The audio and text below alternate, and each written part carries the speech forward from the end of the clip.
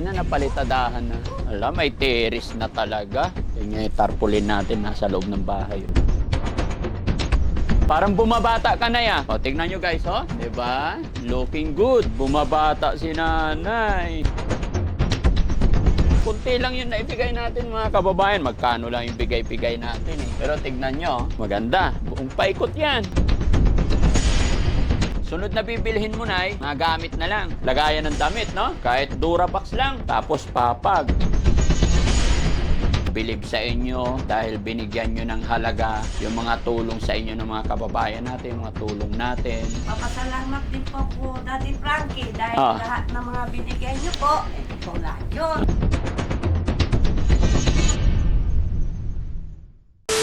Yan mga kababayan, magandang hapon. Samahan nyo ako. Kumustahin natin si nanay dito, yung pinapagawang bahay. Natabunan na ulit yung bahay. Yan. Hello po. Ayan na, napalitadahan na. Kumustahin ko lang sila, nanay. Ayun. Alam, may terrace na talaga. No? Oh. Nagawa na ng terrace, guys. Tingnan yung tarpaulin natin nasa loob ng bahay. Oh.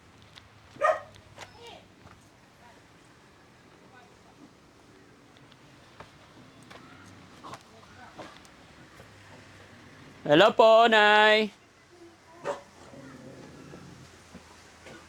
Magandang hapon.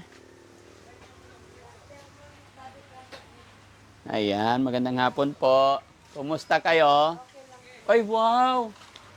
Parang bumabata ka na ya. Ay, ginupit ni Bunso. Ah, ginupitan ka. Oh. O, tignan nyo guys, oh. Oh, di ba? Looking good. Bumabata si nanay. Bukod sa bumabata, oh, gumaganda na yung bahay. May terrace pa. Ayan na lang po, Daddy. Ito na lang. Apo. Ang galing. No? Ayos ah. Napalitadaan na rin bawat gilid. Opo. Okay yan. No? Silipin mo nga sa gilid, Nay. Ganda. Di ba? Tingnan nyo. Dati, sako yan. Oo. Kunti lang yung naibigay natin mga kababayan. Magkano lang yung bigay-bigay natin eh.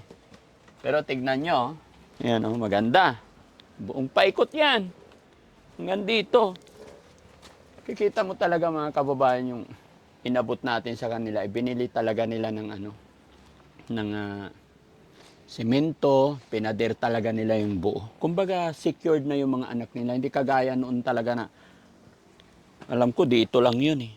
And then, puro kawayan sako yung nakalagay dito. No? O, hanggang dito, paikot. No? Haba. Ayan. Ayan. Tapos to ang kabuuan niya, mga kababayan, hanggang dito sa gilid. Oop. Oh, di ba? Inikot ko na yung buong bahay. Oh, haba. Oh, di ba? Tignan niyo mga kababayan. Sarap sa pakiramdam na sa maliit na kaparaanan ng inyong lingkod, maliit na kaparaanan ng pagtulong natin, nadala sa maganda at maayos yung itinulong natin. Kahit ilang taon yan, hindi na rin basta-basta masisira. Kumbaga, pag nasira yan, Mother Earth na po. Kumbaga, sigad na lang po ang nakakaalam. Kasi tibay na yan, pader na po yan. Dito tayo kasi medyo mainit. No? Ayan. Tsaka ito naman. No? O, pag nagkapira ulit, pwede na ulit. Ano lalagay dito sa ulo niya? Yung upuan na. Upuan na po, Daddy Frankie. Semento rin. Apo. Oo, unti-unti. Nasaan si tatay? Nangahoy siya kanina eh. Nangahoy. Opo. Oh, galing. Ayan o, dami na ang kahoy niya. Ah, nag-iipon talaga ng kahoy sa bagay. Kailangan yan. Pag tag-ulan. Opo. Parang langgam. O na.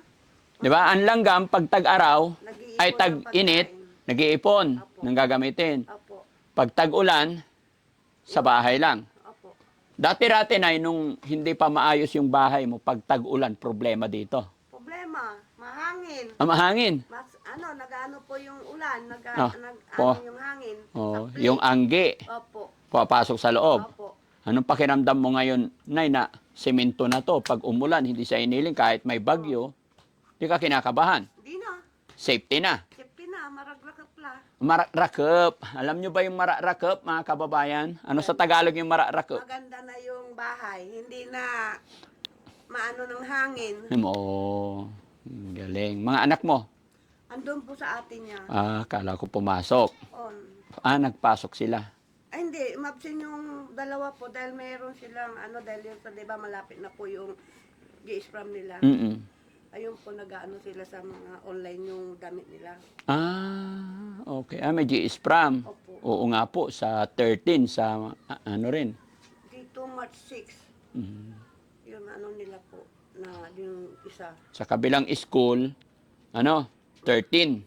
Opo, naimbitahan kami dyan, kaya alam ko. Okay? Yan. Ano oras uwi ni tatay? Di ko na nakikita si tatay. Ito yun ang kanina eh. Nangangahoy eh. Dito dumadaan. Opo. Diyan siya nangangahoy sa mga... Diyan sa mga ni pinsang ko po. Anong kinukuha? Mga natumbang Opo, mangga. yung mga sanga-sanga lang po. Libre na yon. Opo. Galing. May dala pala akong bigas. Guys, pahingi isang sakong bigas. Dumaan lang ako, Nay. Dinaanan ko lang kayo. Kinumusta ko lang po itong bahay. Tapos may bigas kaming dala. Bigyan ko rin kayo para Salamat po. makabawas na po sa bilihin ni tatay. Opo. No? Laban lang. Hayaan nyo po. May awa ang Diyos. Magiging maayos din lahat. Importante, solid na sa loob. Tignan nyo mga kababayan sa loob. Silipin nyo. Maganda na. Hindi na kagaya dati. Di ba? Sunod na bibilhin mo, Nay, mga gamit na lang. Opo. Lagayan. Pasok ako, Nay, ha? Pasok lang po dali. Oo.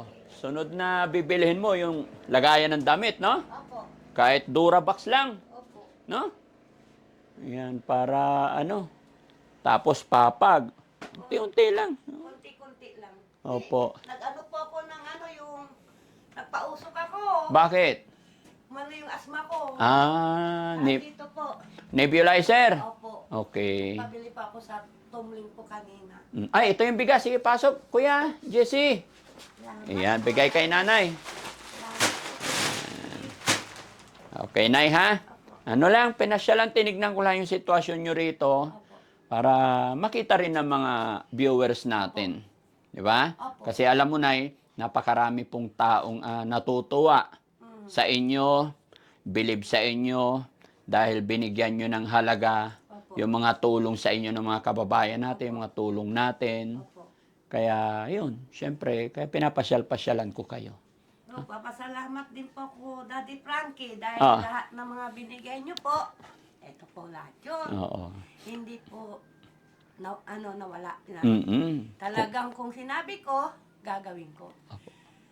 At least, maganda na yung bahay. Opo. Alam mo kasi, Nay, masasabi kong maraming natuwa sa'yo. Hindi naman sa pag-ano kasi, Oo.